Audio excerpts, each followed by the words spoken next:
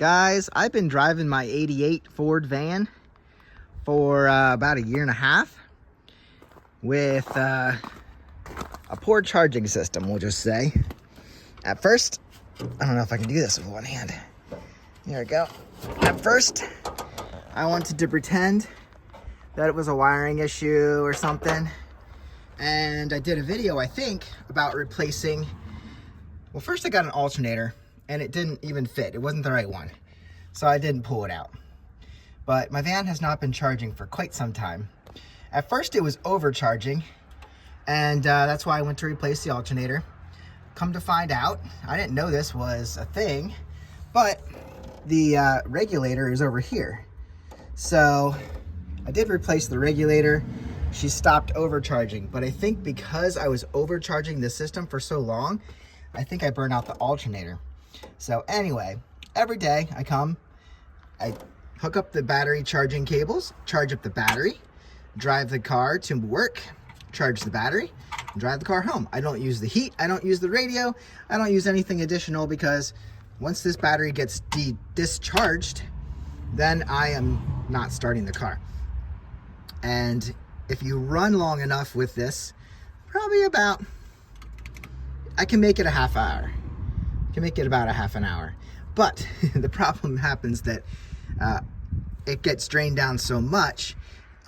Here recently, I was having issues with this positive battery cable. It was loose. It doesn't clamp down like it used to. So I jammed a piece of metal in there, and now I'm getting a good connection. Also, these were loose. I might have to change that altogether.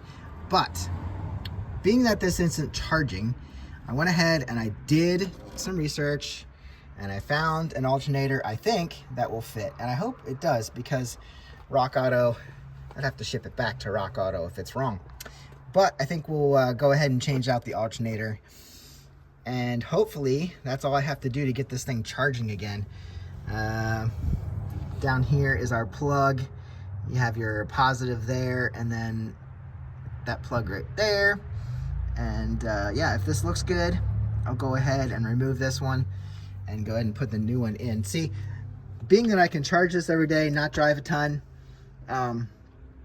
when this was loose, I was driving along, and then the van just started shutting down, running funny, and then it just shut off. Well, in that period of time, the problem was I couldn't restart it with this battery. So I have a spare with me.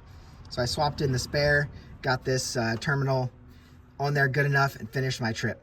But, you know, if it dies along the road and I don't have a way to start it back up with a strong battery, then I'm not getting anywhere. You can run the van on less power, but you can't start the van on less power. So anyway, we're gonna have to take off the drive belt. All we need to do is loosen up the pulley, get that out of the way, and then we can loose the belt and take a bolt off the top, bolt out the bottom. It look like 14 millimeters.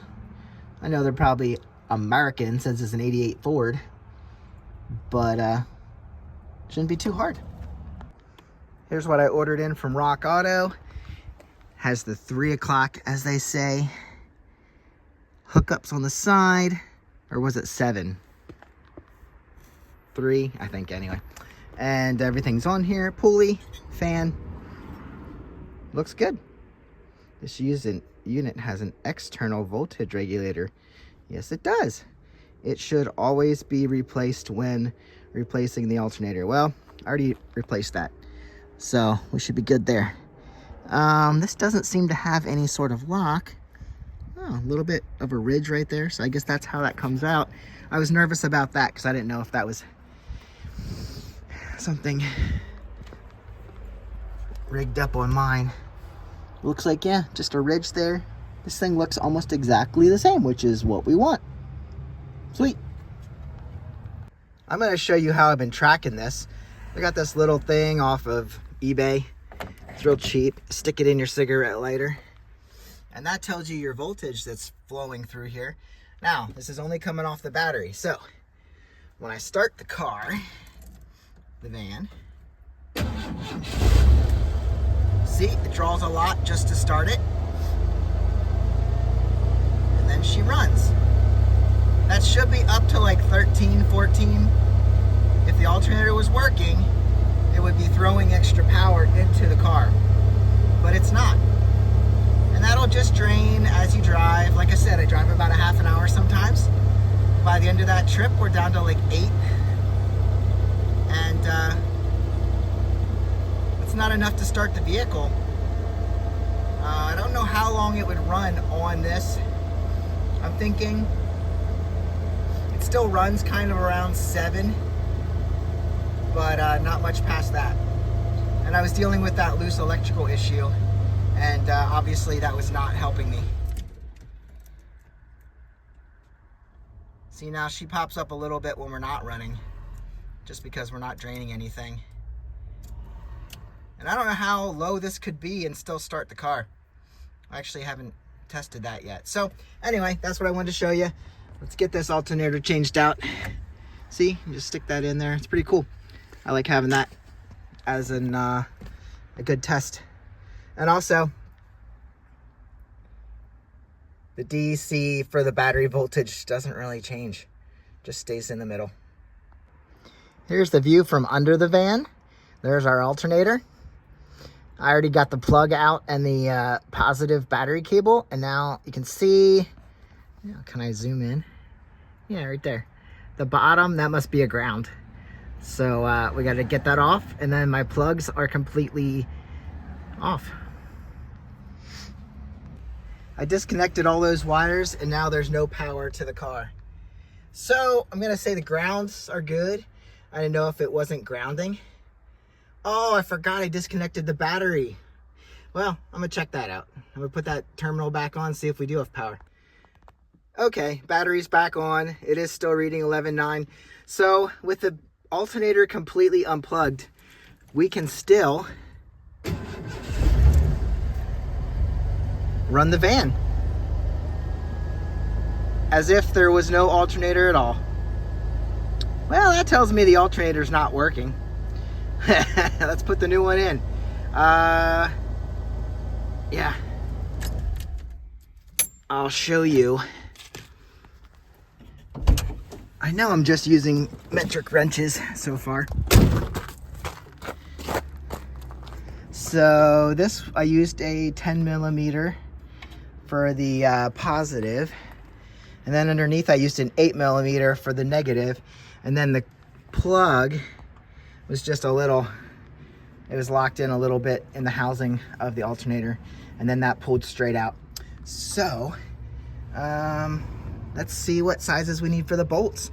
Oh, I need to take still need to take off the belt first. But I could literally drive this thing, as I have been, with the plugs completely removed. And if I didn't trust myself to do this, I would just do that. To release the belt, get on your tensioner here. Mine is a 15 millimeter, and you're gonna get on that tensioner and it springs and it holds the belt tight. So I'm just gonna get in here and push this down. And when I push it down, it's gonna go that way, or I mean, wherever you have it, but you're gonna push this over that way and then pull the belt off. And try not to drop it. It might spring free, go around the belts and pulleys, but I just want to get it off that tensioner and slink it around there. Hopefully, I could get a bungee cord so that it doesn't completely drop. Yeah, I'll do that. This will be simple. The upper bolt's 14, and that came loose real easy, real fast. The lower one threads into the mounting bracket in the back, and it's probably kind of corroded, kind of disgusting if it's been in there a while. I got this thing, I'm sure I'm past the threads, but it kind of corroded into the front of this bracket too. So I sprayed it with some PB Blaster. It's spinning freely. I think at this point I just need to use some force and grab it with something to pull it out. My strength is diminishing, but there's a will, there's a way. I guess I could pop it back in a little bit, kind of work it free. I gotta do something to get this out, and then I'm taking out the bottom one first so that this still hangs here. This is gonna have to go, I don't think I can go down because the bracket's in the way. I don't know that I can come up because everything else is in the way. I don't know, can I move this? I don't know. Gonna have to fish it out of here some way. I pulled the top one out and now I can just move this freely. So I guess I will try to loosen this up and pull that bolt out just like this. That's all I gotta do yet. But as I do that, I realize this is gonna be tough. So there was 2 bolts or screws into the side here. Got those out. They were 7/16 screws. And then I guess if I remove this guy, that's loose now. Probably just lift that right out of there. That's the air intake, which actually has a crack in it, but it's pre-filter. And I've been driving this thing without the air filter all this time because I wanted to get to alternator anyway. All right, yeah, this is gonna come out. There we go. Now let's get this thing out of here. I struggled with this bolt for way too long, but I threw a vice grip on it, and as I twisted it, I pulled it out also. We're about to have this free. There she is. Disgusting and gross and dirty, and this is gonna get all cleaned up. I'm gonna use, well, that might be some, is that just dirt, rust, or thread locker? You can barely see. I don't know. But yeah, we don't want this coming loose. I might put a little bit of thread locker in there once I clean this up, but dang, it's out. That's all I gotta do. I'm gonna clean this up with some steel wool and whatever is going on there. I delayed this for so long, just thinking there might be another reason why my alternator doesn't work. Let's just hope that it's shot, because we finally got it out. It's really a very easy job, but that bolt on the bottom was just in there really good and stuck. So these look exactly the same, a little bit nicer, a little bit newer, but now we just have to drop this one in. And yeah, I don't think there was any other way to get that out without removing that air box, that sucker, because I had to twist it around to get it out. Now we're gonna try and get this one in. Try not to injure anything. I'm gonna throw some PB Blaster in there, and I think I am going to, oh, I cleaned up the bolt. Check this out. She's all clean, good threads, and I'll put some thread locker on the bottom. Whew, I'm tired. My muscles are sore. Okay, yeah, I don't want that to be vibrating loose in the bottom of this guy. But there's where your alternator sits. It's just a job. These old cars, there's always something that's gonna hold you up. 5/8 bolt below and a 14 on top. And I tightened down. We're going to, I guess, plug this in now. Get that out of the way. Then I'll put the belt back on. And then we're gonna see if this thing charges. And then it will be all worthwhile. I got everything reassembled, got the battery hooked back up. I didn't put that air box in yet because if I need to get to this, I need to get to this, and it wasn't doing anything anyway since I've been driving without the air cleaner in case. So we're gonna go find out. Hopefully nothing's in the way. Here's the bolts for that air intake. Got some dirt on me. All right, well, if she starts and runs, well, first of all, let's see if we have power. Okay, that's a good sign. She starts. So at least I didn't screw it up. Now, this is gonna tell us if we charge. This is gonna be the true answer. Ready? 14. I haven't seen that in 2 years.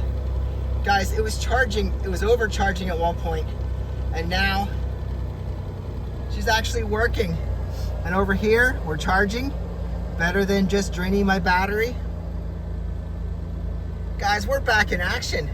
I can drive this thing anywhere now. This is a beautiful thing. I could put my air cleaner back in. That box has been sitting in here for a while. I cannot believe it. 14.7. Probably the regulator's working. Yep, it's not overcharging, it's holding steady. Well, I guess my alternator's been shot for 2 years. That's it, guys. That's it for the 88 Ford. Now I can put this video out and say we have another successful repair. That is a beauteous thing. And I have this cool little handy thing that I'm gonna hold on to and use in the future. I'll see you guys on the next one. Get out and ride or fix your 88 Ford Econoline. Catch you later. Bye.